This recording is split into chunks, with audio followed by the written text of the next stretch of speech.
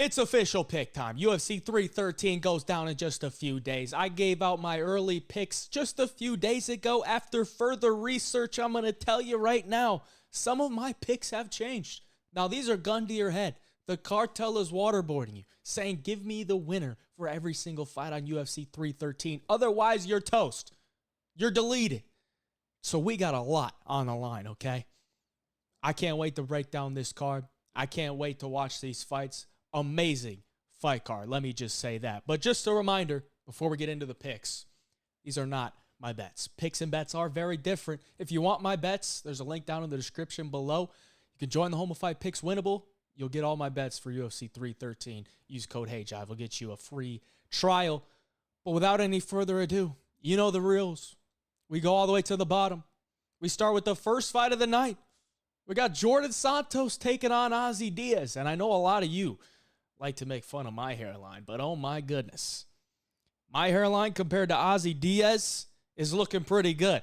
All right, maybe when I'm 34, I'll have that hairline if I don't go to Turkey soon enough. And honestly, I don't even think my hairline is that bad. It just looks worse than it actually is. There's hair there. It's just lighter. Maybe I'm coping. Let's get into it.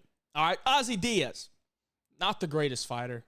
Probably not deserving to be on the UFC roster. They brought him back to get a layup for Ming Yang Zhang, and he got his layup. And now they're giving him a UFC debut. We're in Santos. I think Santos probably outboxes Ozzy Diaz, stuffs any takedowns from Ozzy Diaz if his cardio holds up. I think Jordan Santos wins, but it is a UFC debut. I think he's improving. I don't think he's terrible. I think his striking is cleaner than Ozzy's. I think it's a little bit more sharp. And I think he's durable enough to deal with what Ozzy's throwing at him. So I'm going to take Jordan Santos to win this one. I think he could maybe get a late finish or a decision victory against Ozzy. Just never really been too high on Ozzy. And, yeah, maybe he's just fighting to get that hair transplant one day. But that's enough on Ozzy Diaz's hairline. We can move on to the next fight on the card. Chris Gutierrez taking on John Castaneda. Late addition. Didn't give out my early pick for this fight because it wasn't on the card. But either way, Chris Gutierrez was supposed to fight on this card against Gene Matsumoto. And so he's been looking forward to this date to have a fight on. John Castaneda was supposed to fight last week against Douglas Silva de Andrade. That fight gets scrapped, turns around, fights this week. It's going to be up at featherweight instead of bantamweight, which these guys are usually at bantamweight. So double weight cut for Castaneda. I think this is a much tougher fight than he was going to be looking at against Silva de Andrade, because Chris Gutierrez is a completely different fighter. I mean, he skirts around the cage, uses his footwork and his range to pretty much just pick away at you from the outside, and he's not really going to engage in the pocket with the boxing. He's not really going to be looking to get you down to the ground. And John Castaneda is probably going to have to put the pressure on Chris Gutierrez early. Can he do that? Maybe, but I think he's going to have trouble finding Chris Gutierrez early on in this fight, to where I think Gutierrez wins round one, probably wins the first half of round two. Maybe he could extend it into the late round two. If Castaneda doesn't get any grappling going here, I think it's going to be tough for him to win, because he's not a guy that is really effective from range, and that's where Gutierrez thrives. And I think Gutierrez is going to have success at range, and that's going to be tough for Castaneda to get in deep on shots to get him down to the ground. So I'm going to take Chris Gutierrez for the official pick. I think he pulls off a dub here against Castaneda. Double weight cut, change of opponent. It's a lot going against Castaneda, in my opinion, so I'll take Gutierrez to get this one done. Moving on. Myron Santos, Francis Marshall, early prelim, the featured early prelim. Great fight here. I think it's going to be very competitive. I do think Myron Santos is a very, very solid striker. But Francis is tough. He's going to have to grapple in this one if he wants to win. And I think he could have some success early on. I think it really just comes down to later half of round two and into round three, because Francis is going to have to push a pace. And if he does, can his cardio hold up? Possibly. But I do think he's got some power in his hands. I think he could hurt Myron Santos if he connects. But Santos is just so good at keeping his range and picking away at you with the Muay Thai, to where I think his leg kicks are going to be very effective. I think his body kicks, his front kicks are going to be very effective at keeping Marshall from the outside. And I think Myron Santos probably comes away with a close decision victory. Myron's got one of the weirdest frames, dude. He's like all legs. His torso is so small that I think it's going to be tough for Francis to even get takedowns on Santos because his legs are so long that he can just kind of spread them apart. You know, if he's looking for double legs, it's going to be tough. I don't think Santos is going to get taken down by double legs. I think you're going to have to either look to clinch up against the body, look for body locks, or look for the single legs. And I don't know if Marshall's wrestling is good enough to do that. So I think Santos probably wins a decision here based on effectiveness from the outside with his striking. So I'll take Myron Santos to get this one done for the official pick. Moving on. Alex Morono taking on Carlos Leal. If Carlos Leal looks like he's juiced up at the weigh-ins, then he's probably going to find a first or second round KO in this one. But even if he's not looking like he's juiced up, I think he could probably still find a first or second round KO. Very powerful dude. Morono, aging, looks very slow. I don't think Leal is going to respect him at all on the feet early on in this one. And Morono's going to have to gain some respect because if he doesn't, it's going to be one-way traffic. I don't think Morono has much of a path to victory here outside of catching him in like a submission because I don't really think he's going to outstrike Carlos Leal. I don't think he's going to knock out Carlos Leal. So he's probably going to have to pull off some type of submission. And usually the only submissions that he goes for is a guillotine. I don't really see Carlos Leal looking for a takedown in this one.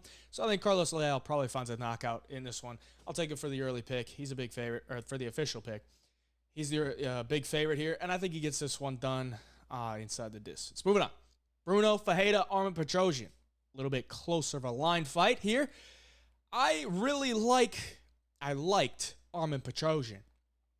But his last two fights kind of just showed the flaws. I mean, he was winning at times against Shar Magomedov because he's a high-volume guy, and when he's going up against another kickboxer, he can perform. But he got caught, and I think he could get caught in this one. Now, obviously, Petrosyan's ground game is just not good. It's not good at all. It never has been. It probably never will be. Bruno Ferreira hasn't really shown much of a ground game in the UFC, but I know he has the judo black belt. His jiu-jitsu really isn't terrible, but it's only going to be effective, I think, in the first half of the second round. Like, his cardio is not very good, but I do think he showed against Abus Magomedov that he's willing to be patient enough to wait for his strikes to present themselves. You know, he's not going in there just throwing caution to the wind, looking to knock you out. He'll use his footwork from the outside, dance around, look for his opportunities. If they're not there, just keep moving around, making Petrosyan track him down, and then he wants to land a big shot. And I think he could land a big shot here against Petrosyan, but can he carry it into late second half, late into the third round? Because if he doesn't knock him out, well, we saw against Abus, like Abus did resort to the wrestling, which I don't know that Petrosyan has in his bag, but Petrosyan's a much better third-round fighter than Abus Magomedov. Let's just say that. He's a much better third-round fighter than Abus, and he's probably not going to be, diving for legs like Abus was.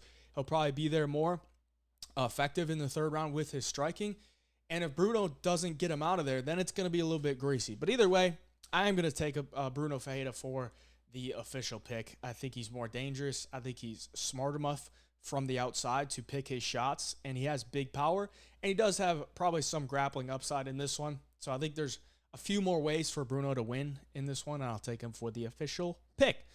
Moving on. Joshua Van Ray Tsuruya. Ray Tsuruya. I really wanted to get there with Ray, but I just don't think I can. I don't think I can because I can't trust him to have any success on the feet, and I can't really trust his cardio. Those are the two biggest things with Tsuruya that I'm just like, I need to see some improvements before I would take him over a guy like Joshua Van, because his ground game is really good.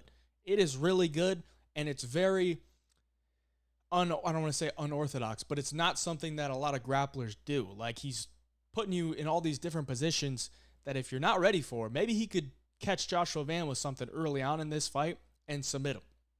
But I do trust Joshua Van throughout 3 rounds. I do trust him to stuff some takedowns.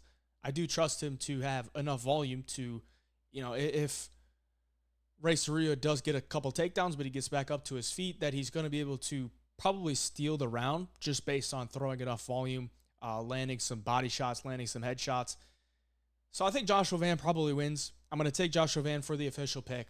But Tsuruya's ground game is very dangerous to where Joshua Van, not exactly a ton of experience. He hasn't been in the sport for the longest time. That Tsuruya's grappling could catch him early. So I would be cautious on this one, but I am still going to take Joshua Van for the official pick. To the feature prelim, we got Curtis Blaydes and Rizvan Kuniev. My early pick was Curtis Blaydes, but I'm going to switch it up. I'm going to switch it up because the Rizzler here, Rizvan, is actually not bad. And I think he matches up with Curtis Blaydes fairly well.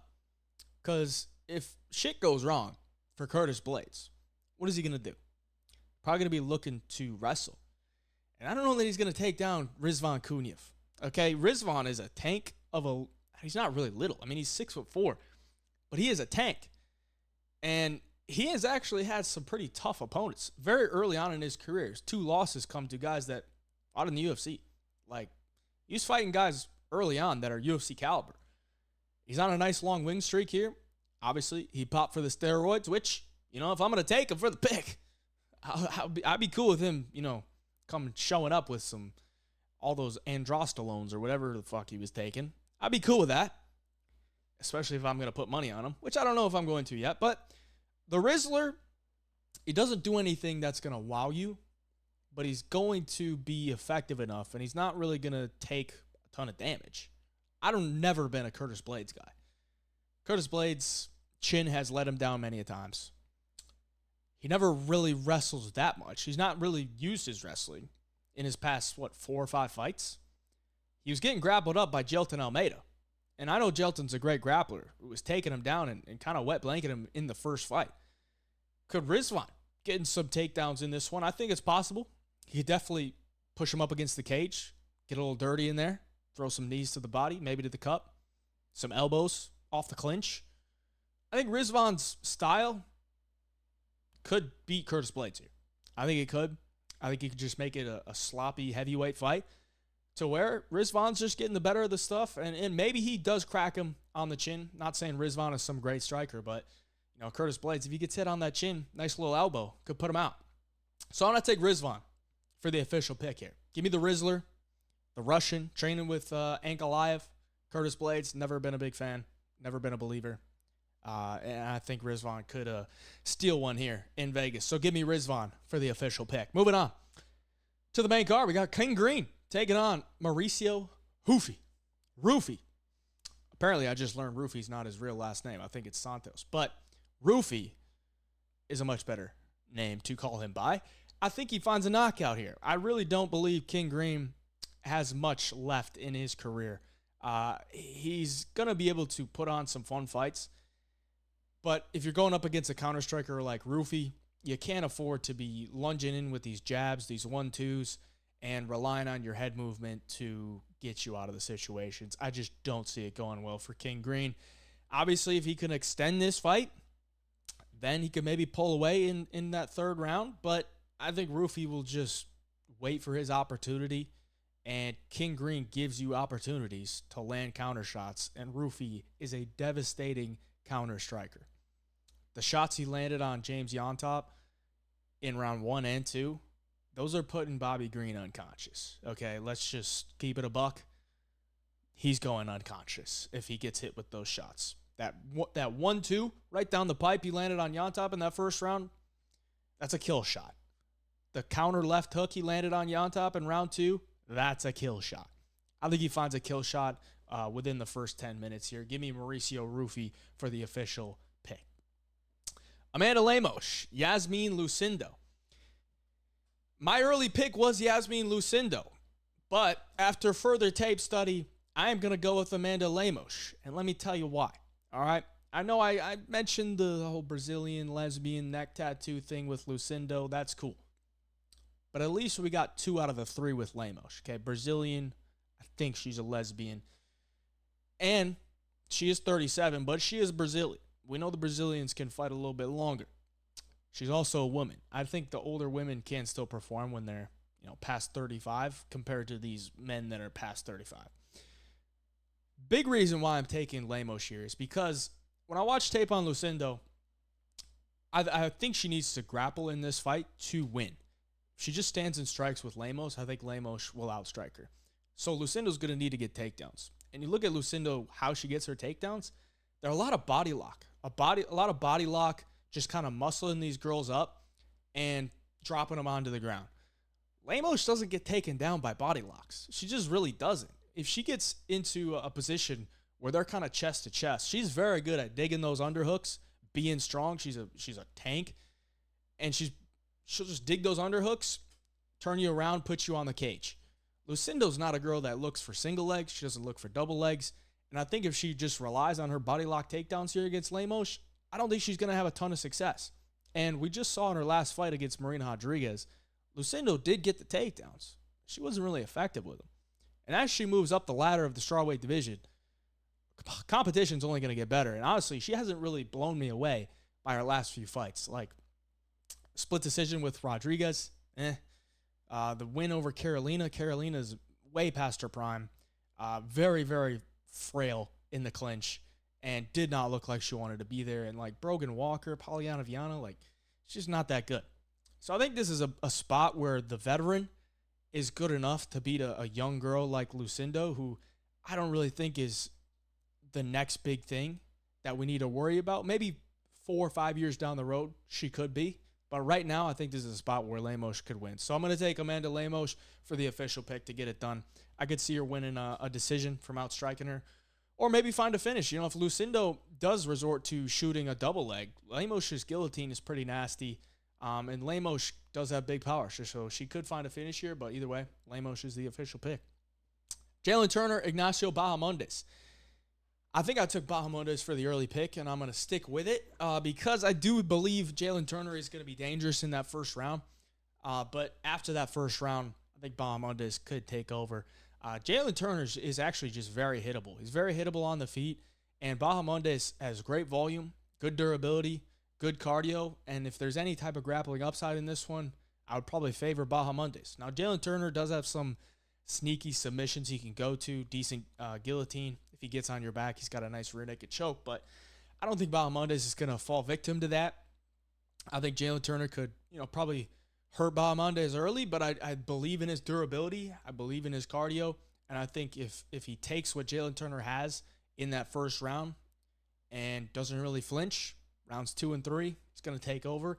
And it's not to say that Bahamondes can't hurt Jalen Turner early either. I mean, Jalen Turner's been knocked out in the first round before as well. So Bahamondes, for me, I think he's a great fighter. I think he could take this one against Jalen Turner, who, to me, has a lot of potential, but kind of relies on the athleticism and getting guys out of there early. Never won a fight by decision. He's 0-4 by decision, and Bahamondes is going to be there for all 3 rounds. So I think he could take a decision here. I'll take Ignacio Bahamondes for the official pick. We'll move on to the co-main event. Justin Gaethje, Rafael Fiziev. I took Fiziev for the early pick, and I'm going to stick with it, boys. I think Justin Gaethje, he's at a point in his career where the future could be pretty ugly. I think it could be really ugly. He's 36. He's taken so much damage over the years, and just coming off the brutal knockout loss it's a bad look. And he's facing a guy he's already faced. Fiziev is a guy that mixes up his weapons, very good with his eyes, very good with his counters. And I know the first fight, Gaethje won, but personally, I thought Fiziev won rounds 1 and 2 and lost the third. And there was an eye poke in that fight, which definitely messed with Fiziev, which could also happen in this one, but you never know. I think Fiziev win this one. I think he's in a point in his career where he could turn things around. He's on a 2-fight losing streak, but hasn't been all that active. He's coming off the torn ACL. He's been training since like September, October. He's been looking for a fight. He's been staying active. He's been ready. And I think this is a spot where he comes in on short notice, 3-round bout against a guy who's ranked number 3 in Justin Gaethje, coming off the brutal knockout loss. If I'm going to trust the guy to be what he was when these 2 guys fought the first time, I would rather lean on the guy coming back from a knee injury than a guy that got beat up for 24 minutes and 59 seconds and then put unconscious, spazzing out on the ground less than a year ago. So I'm going to take Rafael Fiziev to win this one. I think he can win the early rounds, and as long as he doesn't gas out, which I don't really think he's going to, I think he wins the fight. So I'll take Rafael Fiziev for the official pick to get his revenge on Justin Gaethje. And sucks for Gaethje, man. 36. It's just not looking good, boys. All right. Let's go to the main event. I know you guys aren't going to like this, or maybe you are going to like this. All right? Maybe you are going to like this because I can already see the comments right now. He picked Ankalaev. Poatan winning confirmed. Thank you for picking Ankalaev. Now Poatan's going to win. I can already see him. But when I look at this fight, and I was very, very harsh on Ankalaev in my early picks video, saying if this fight was on the feet, it's not going to be competitive. But after I watched the film and really dove into it, you add in the takedown factor for Ankalaev, I'm going to pick Ankalaev. All right? Let me tell you why. A takedown threat can do a lot for a guy who's a striker. Okay? If Alex Pereira feels the takedown threat early, he can't be as aggressive on the feet. And that's huge. That's huge because if you watch the Jan Blachowicz fight, Jan took him down early on, pretty much had him down for the whole first round. Rounds 2 and 3, Jan Blachowicz was pretty gassed. Okay, if the fight was at elevation, Pereira's probably pretty gassed too. But Pereira's striking defense for the rest of that fight was not good. It was not good, and he was still giving up takedowns to a gassed Jan Blachowicz. His hands were down. Now, Pereira's usually got his hands up here, right? He's right here. He's moving around. But against Jan Blachowicz, his hands were down by his hips. Why? Because he's waiting for the takedown so he can dig the underhooks. And that allowed Jan to have a lot of success on the feet to where he was landing shots on Pereira, but considering he's so gassed, don't really got a lot of sting on him. But Pereira is getting his head bounced back.